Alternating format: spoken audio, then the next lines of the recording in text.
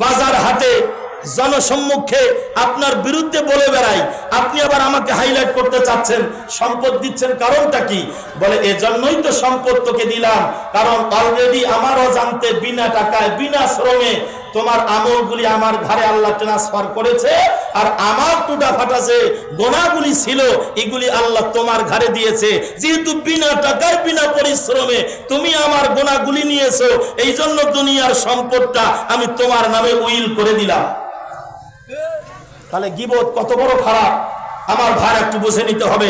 সম্মানিত ভাই আমার, 2 নম্বরে নখ দিয়ে স্বীয় দেহটা আশ্রাতে থাকবে গীবতকারীরা, আর গোস্তগুলি জোর করে তাকে ভক্ষণ করাতে দেওয়া হবে। সম্মানিত ভাই আমার প্রিয় নবী, নবিকুল শিরোমণি নবী মুহাম্মদ রাসূলুল্লাহ সাল্লাল্লাহু আলাইহি ওয়াসাল্লাম মেরাজে যখন ভ্রমণ করছিলেন, এমন এক দলের দৃশ্য দেখলেন। জিবরাইলকে বললেন, ইয়া আখি জিবরাইল, এদের অবস্থা কেন এরকম?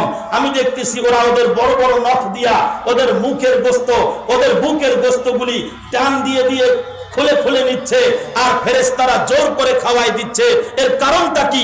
আমার ভাইরা, হযরতে জিবরাইল বলেছিল, ইয়া রাসূলুল্লাহ, আপনার ওই সকল উম্মতের এটা দৃশ্য যেই উম্মতগুলা দুনিয়াতে ক্ষমতার চেয়ারে বসে সারাটা দিন জামাত শিবির জঙ্গি যুদ্ধাপরাধী বলে অন্যের নামে মিথ্যা কথা বলবে, গীবত করবে।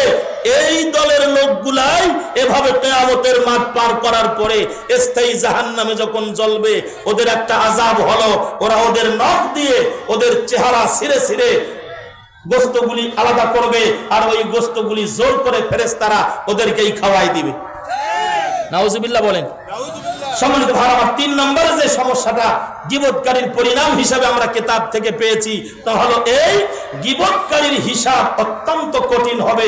হযরত আলী রাদিয়াল্লাহু তাআলা আনহু বলেন, হাসরের ময়দানে 12টা দরজা থাকবে, 12টা মঞ্জিল থাকবে, তার মধ্যে 4 নম্বরের গেট বা মঞ্জিলের নাম হলো গীবত করছো কিনা এটা খতিয়ে দেখা হবে। কয়টা মঞ্জিল? 12টা মঞ্জিল থাকবে। প্রথম মঞ্জিল, আউয়ালু মা ইউহাসাবু বিহিল আবদু ইয়াউমাল কিয়ামাতিস সালাহ, বল বেটা নামাজ পড়ছিস কিনা, আল্লাহু আকবার। এরকম চতুর্থ মঞ্জিলে যে প্রশ্নবিদ্ধ হবেন, প্রশ্ন আমাদের সামনে ছড়ে দেয়া হবে, এটা হলো গীবতের সাথে তোমার কোনো সম্পর্ক ছিল কিনা। এরপরেরটা হলো অহংকারী ছিলা কিনা। এভাবে 12টা ঘাট পার হয়ে 12টা মঞ্জিল ভেদ করে এরপরে আপনাকে সামনে যেতে হবে। তার মধ্যে 4 নম্বরের মঞ্জিলটার নাম গীবত সম্পর্কে, সেখানে আপনাকে তল্লাশি চালানো হবে আপনার ভিতরে আসলে গীবত ছিল কিনা। আমি তো দেখতেছি বাংলাদেশের প্রায় আমার ভাইরা 15 কোটি মানুষ, এরা সবাই গীবতের সাথে সম্পৃক্ত। কিছু কিছু মানুষ বাতিল আছে, যেমন ডক্টর আমির জামাত, এনার ভেতরে কোনো গীবত পাওয়া যায় না। যদি গীবত শুধু পাওয়া যাইতো, কওমি মাদ্রাসার আলেমরা, সরমনার হুজুরেরা, অন্য বড় বড় হুজুরেরা এরকম করে ওয়াক পেতে আছে, একটা ভুল শব্দ বের হলে পাপ করে ধরে ফেলবে। কিন্তু ইতিহাস সাক্ষী, ভিডিও ফুটেজ সাক্ষী, জামাত ইসলামীর আমিরের মুখ দিয়া আজ পর্যন্ত একটা ভুল শব্দ আল্লাহ বের করে দেয়নি। কথা বলেন ঠিক না বেঠিক? আমাদের নেতারা কি ভুল বলে? এতদিনও বলে নাই। আপনাদের কারণে তারা ভুল প্রমাণিত হয়েছিল, আপনারা প্রতিবাদ করতে পারেন নাই। ওনাদেরকে যখন রাতের ঘুম হারাম করা হয়েছে, আমার ভাড়া আপনি এগিয়ে আসতে পারেন নাই, এটা আমাদের ব্যর্থতা। কথা বলেন ঠিক না বেঠিক? সম্মানিত ভাইরা আমার,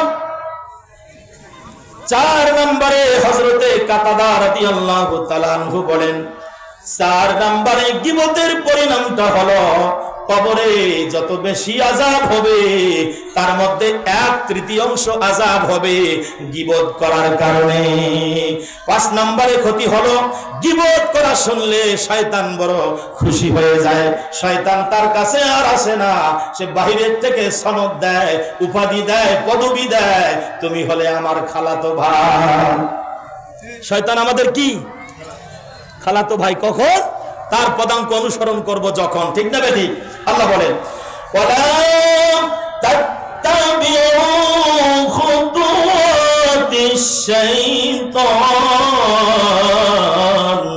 ইন্নাহু লাকুম আদুউম মুবিন।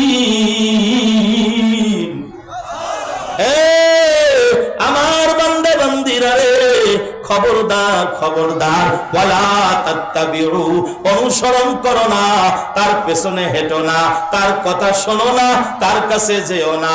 কে? ওর নাম হলো শয়তান, ইবলিস, শয়তান। কেন যাব না? কেন শয়তানের পথে হাঁটবো না? আল্লাহ পাক বলেন ইন্নাহু লাকুম আদুউম মুবিন। এই কারণে হাঁটবি না রে গোলাম, কারণ শয়তান হলো তোমাদের প্রকাশ্য শত্রু। কেমন শত্রু? আল্লাহর সঙ্গে আমাদেরকে জাহান্নামে নিয়ে যাওয়ার জন্য চ্যালেঞ্জ করেছে। নাউজুবিল্লাহ বলেন। দেখেন কত স্পর্ধা, কত পাওয়ার, কত বেয়াদব সে। আমার আল্লাহর সামনে চ্যালেঞ্জ করেছে মালিক, 3টা চ্যালেঞ্জ করেছে, আবার 3টা পাওয়ার আল্লাহর কাছ থেকে নিয়েছে। ভিন্ন আলোচনা, আমি সেদিকে যাব না, এতটুকু বলতে চাই। বলে আল্লাহ 1 নম্বর চ্যালেঞ্জ, আপনার কোন বান্দাকে জাহান্নামে সারা জান্নাতে যেতে দেব না। অনেক লম্বা ঘটনা। আল্লাহ বললেন শোনো, 1 নম্বর চ্যালেঞ্জের পাল্টা জবাব শোনো। আমার যারা প্রিয় বান্দা হবে, আমার যারা প্রিয় বান্দি হবে, আমার কোরআন নিয়ে যারা কাজ করবে, কোরআনের আন্দোলন করবে, কোরআনকে এস্টাবলিশ করার জন্য, কোরআনের আইন সমাজে বাস্তবায়ন করার জন্য যারা নিবেদিত প্রাণ, যারা বারবার মার খাবে, জেল জুলুমের শিকার হবে, হয়রানির শিকার হবে, ওই বান্দাগুলি যদি ইস্তেকামত থাকতে পারে শেষ পর্যন্ত, আমি আল্লাহ ওদেরকে ডাইরেক্ট জান্নাতের দান করব। ডাইরেক্ট জান্নাত দান করবে আল্লাহ। আমার ভাড়ার জন্য শয়তান আমাদের কাছে বারবার বিভিন্ন ভাবে কোরআন থেকে ডাইভার্ট করতে চায়, ইসলামী আন্দোলন থেকে ডাইভার্ট করতে চায়, আমার হকের পথ থেকে বের করে জালিমদের পথের রাহবার পথিক বানাতে চায়।